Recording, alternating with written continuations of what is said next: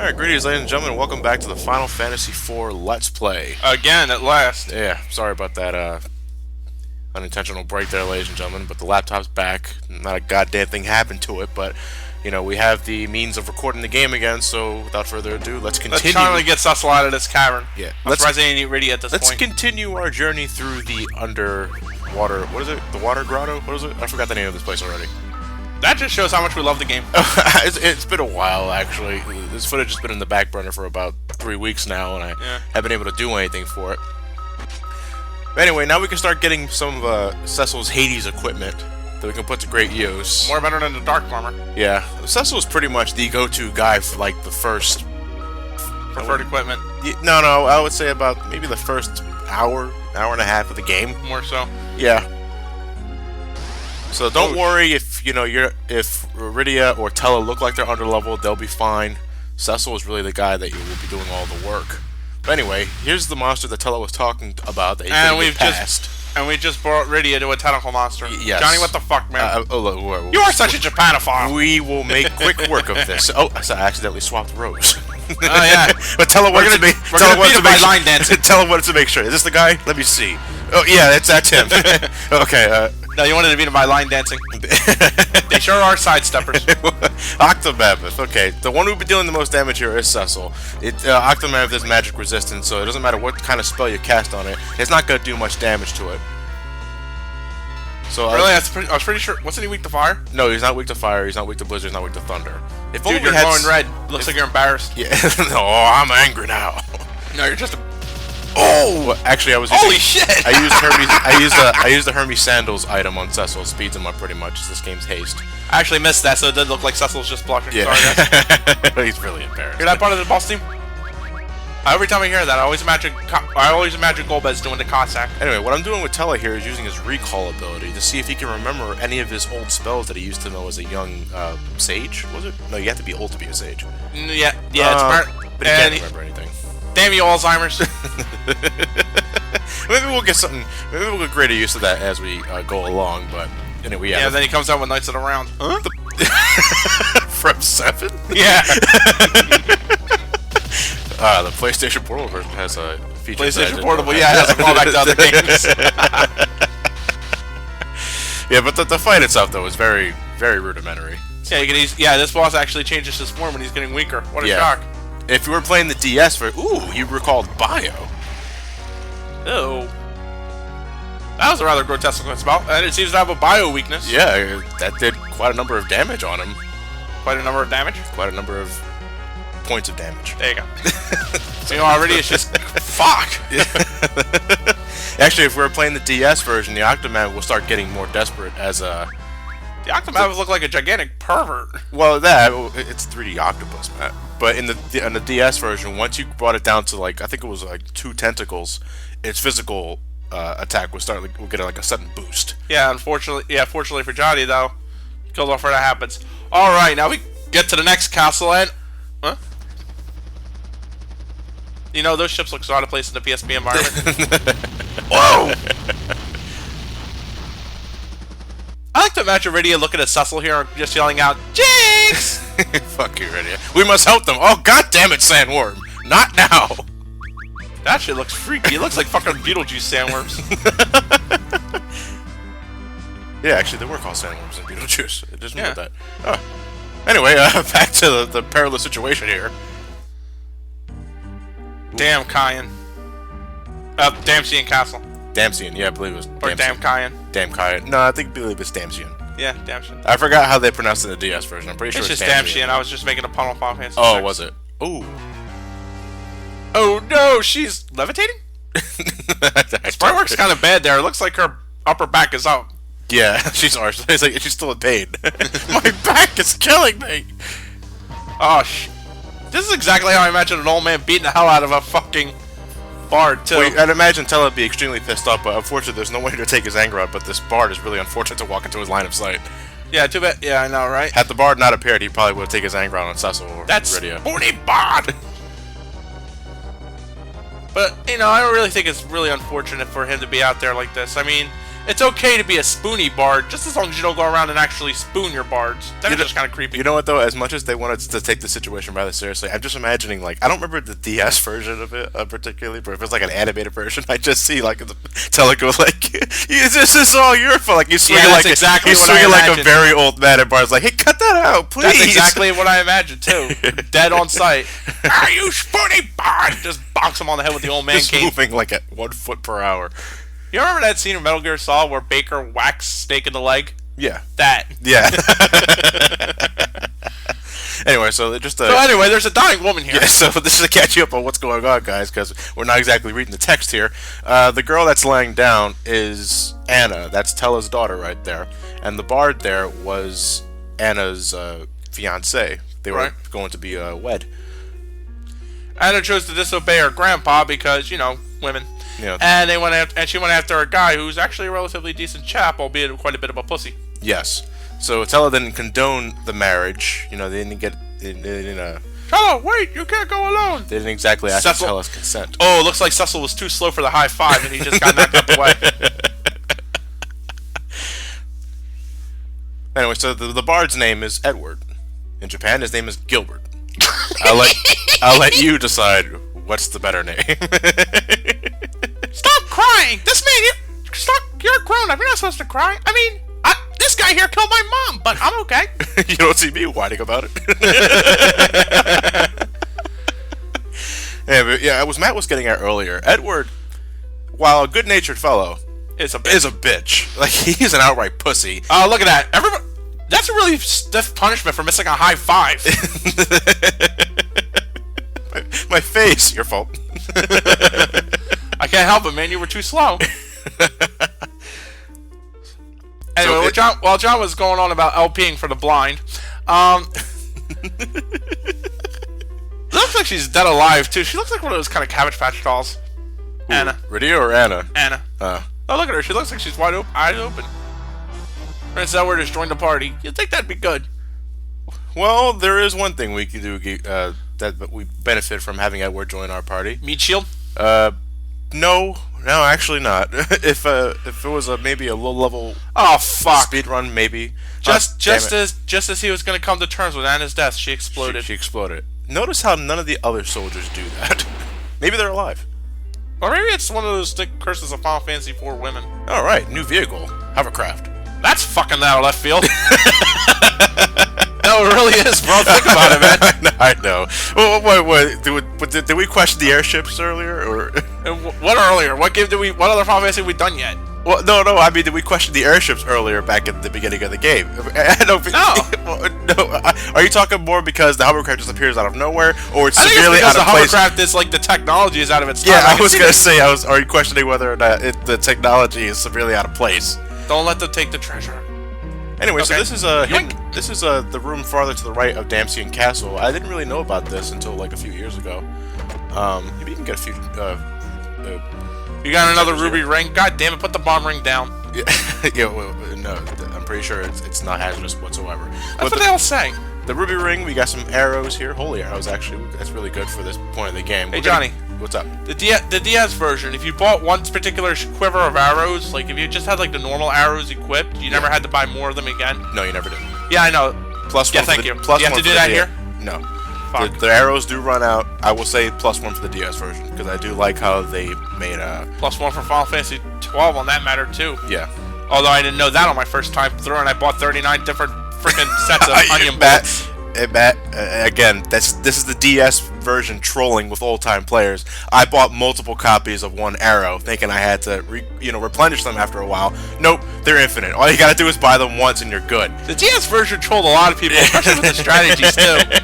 Considering that the DS version was my first introduction to Final Fantasy IV, I thought this is what they had to go through back in the day. I was like, holy shit, this was a great game. Anyway, so as you recall, Rosa's sick. We have to go. We left her back there 2 weeks ago. Yeah, we have to travel to the Antlion's Den, the place we're in now, and we have to get the sand pearl from the Antlion. Hey, Johnny. What's up? Can you imagine having to tell Rosa that the reason why she almost died is because your laptop was in the shop? Rosa, I'm sorry, but I only have 8 gigs of RAM. I don't get it. Anyway, so another thing I want to show off. Whoa! Here, if you select the ice rod as an item in your inventory, you'll actually do an ice attack. Check it out, he's hiding like Harry Mason. That's what I'm imagining too every time. It's actually one of the things you want. You do want to use the ice rod for these battles because the adamantoids are afraid of ice. At 5, you just break them. Yeah, they will. Was that a skill set or is it just an item set? Item set you had to do. Yeah, okay. Like if you used it, it would come out randomly. But yeah, if you whacked with it, it might come out randomly. But if you broke it, you got the tier 3 spell every time. Yeah. I'll be doing that on my Final Fantasy V playthrough. Yeah, we'll be sure to show off many things for that LP. So if you don't want to exactly use Blizzard, you don't want to use MP and cast Blizzard, you can just use the Ice Rod instead. It's free to use, but it doesn't do as much damage as a Blizzard spell, just to get that out there. Like, the Ice Rod here did about, like, 176. A Blizzard spell on an Adamantoid would probably do about 350. If you're a Spurgler and cares all about number crunching, okay. Yeah, I'm just but I prefer utility, and shit like that's good enough. Yes. It's like, you know, I don't need perfect IVs on all my Pokemon, just when the stats are good on it. As long just as they're above good. 15 It just or 20, needs to be good enough, not perfect. Exactly. And hello, Smoke. Leshy. Hey, try hitting on the Smoke. Yeah, it's a transparent bitch. Yeah, she has no death. You can see it right through her. Anyway, so you're probably wondering, just what the hell is Edward doing? Well, Edward is pissing his pants. Edward is doing all he's worth, hiding. Edward is really not that useful, ladies and gentlemen, in terms of the battle. I mean, he will eventually gain better strength with harps, and he can actually inflict some, you know, nasty physical status elements with his harps. But for the most part, he's pretty damn useless. Yeah. Solve made him a little more useful in the DS version, little. But he's still not. But that's what did you say in the augments, or just Edward in general? Augments helped a little bit, but I don't know. Like my first time through 4DS, I didn't know that you actually had to use the augments to get better stat ups for your characters, as well as that if you got rid of them there, they would come into more play later on in the game. So I just had a shitload of augments with nothing to do until my first DS run without the knowledge of if you give certain characters certain augments, they give you another augment when they leave the party. It was pretty damn abysmal. I had a really hard time with the final dungeon actually because of that shit. But then I finally did a complete run on the DS version where I made sure all the proper augments were distributed, and I was pretty damn overpowered by the final dungeon. Yeah, it's Spurgling. Yeah. Anyway, we have yellow jelly here, and I think they're flans. Well, yeah, that's actually what these enemies are, but you know that's not what they're called in this game. Jelly. They're actually weak to thunder. I just went for a rhyming scheme. But they're lemon flavored. I don't like piss flavored. Ooh. Basilisk. Who they petrify. Yes, they do, but it takes a while for them to do. Meanwhile, those animators just look fucking monstrous as shit. Yes, they do. Love the PSP's graphical detail in this game. Really do. It's one, like I think I may have said this in an earlier part, but it's both the thing I love and hate about the earlier Final Fantasy sprites, in which case the monsters look a lot more crazier. Yes. But at the same time, because you look so chibified, it kind of takes the piss out of some of the combat. Have you ever played the PSP versions of Final Fantasy 1 and 2? I wouldn't touch them. Now why? You wouldn't touch them? Let me rephrase that. That was rather cruel. I haven't touched them. Oh, I hate those. I actually like those iterations too. 2 was something I never got into. Though if you it's a lot of grinding and shit like that, and it's like 2, you can understand the system and you can break it really easily. 2 for an extent, I agree with you. But if you want like a first-hand experience with the Final Fantasy 1, you can start with the PSP version. Granted, it's based off like the easy version of the Game Boy Advance version, where you don't actually have MP charges, you actually have an MP bar. Oh, cool. But if you want like, meanwhile, Edward tries to make himself useful and pays the price. Don't worry, it's harmless. Here, I will demonstrate by reaching in its anus and pulling out the sand pearl. What? It fought back? You don't say! Christ! Jesus Christ. This thing was supposed to be the thing Edward was friendly with? This harmless creature is known as the Antlion. Antlion, or whatever. And it's a Final Fantasy staple, too. Is it? Yeah. Antlions are in a lot more Final Fantasies. 4? There's the Antlion in 9, there's one in Crystal Chronicles. There's another one, I believe, in 13. 13, don't quote me on that one. It's been a while since I even looked at the bestiary for that piece of shit. Okay. Pretty sure they're By the way, Matt hates 13. Oh, yeah. And no, ladies and gentlemen, the sound is not off sync. For some reason, whenever you use the Chocobo summon spell, it doesn't sync up with the auto battle feature. So, you know, don't worry, the audio is not out of sync with you.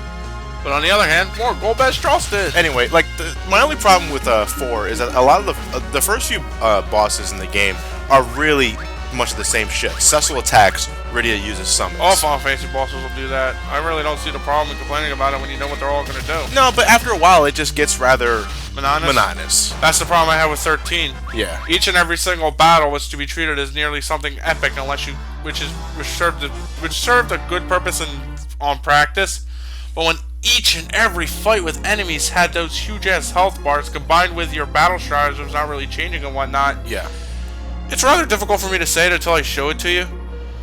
But after a while, with every battle relying on the same sort of schematic, it just drained you. Yeah. Anyway, so we got the Sand Pro, so we're good here. Use the emergency exit that we found in one of those chests, and we're out of here by spinning in place. And turning the screen yellow. Yes. I think we just got bathed in piss. Golden shower, you say? Oh. If lightning returns as golden showers, a spell I'm questioning Japan's game politics. Anyway, so with the power of hovercraft technology, we can get to Kaipo real easily, and you don't have any random encounters when you're on the hovercraft, so you have that. I can imagine them just kicking their feet out on the hovercraft. I said hoverboard. I actually think of Star Wars for some reason. There are some analogies to make, I guess. Or maybe they just have the husk of a hoverboard. They actually Flintstones their way across the desert. So anyway, we had the Sand Pro. We talked to Rosa to use it on her, and we're all good. Johnny D's tighten to like throw it everywhere.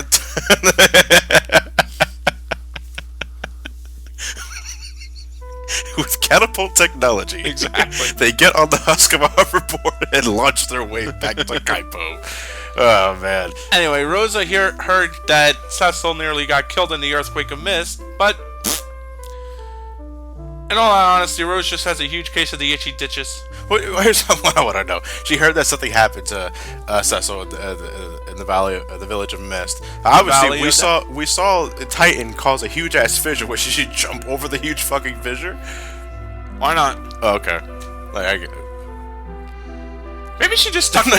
Maybe she was. She catapulted her way to Kaipo. Exactly. Actually, what I think it was is like maybe Rosa was in Cecil's back pocket, like how where the other party members go in the world map. Yeah, you're right. And then she just fell out. She got desert fever. Exactly. So we need to go to Fabul. That's our next destination. But in order to get to Fabul, we have to cross Mount Hobbs, but it's blocked by a path of ice. Lydia needs to cast fire, but she has trauma because, you know, we burned her village down. Oops. Oh, no, well, here's the thing, though. I don't understand. I can understand it on an emotional angle, but when you really think about it a little bit, she's traveling with the guy who murdered her mother. Why are you so oppressed to using fire when you're considerably doing something worse? Yes. Edward stops out to share the secret of the stars. Edward stops to take a tinkle. Exactly. Thank you. That's a key plot point in Final Fantasy 9. Turn that fucking music down! You can't tell me what to do. Fucking Spoonie, burn! Oh, fuck. Oh, damn it. Edward, you just can't catch a fucking break. You lost your girlfriend, and your music makes monsters appear. I couldn't have told at first it was a monster. I mean, if anything else, I just thought he was gonna get robbed by a blue hoodlum. These are medieval thieves, dog. Leave the harp, that's all I got. Believe in the power of rock. Can you actually... What the fuck? Am I doing it right? Oh god, what did I see in this man? Believe it. This doesn't do anything toward the gameplay at all. No, it doesn't. It's just he's still a bitch. It's character development. It's character development, I see, but he's ultimately still a bitch. Yeah. A really good example we get of this is after the Cave of Ordeals for Cecil. That's a really good example of how you integrate the gameplay with the story. I will agree. Are you radioactive? Can you at least be my nightlight? Like, what a pussy. Again, Golbez. Who is this Golbez? We'll find out more as we head along our journey. Why don't we think of Charleston?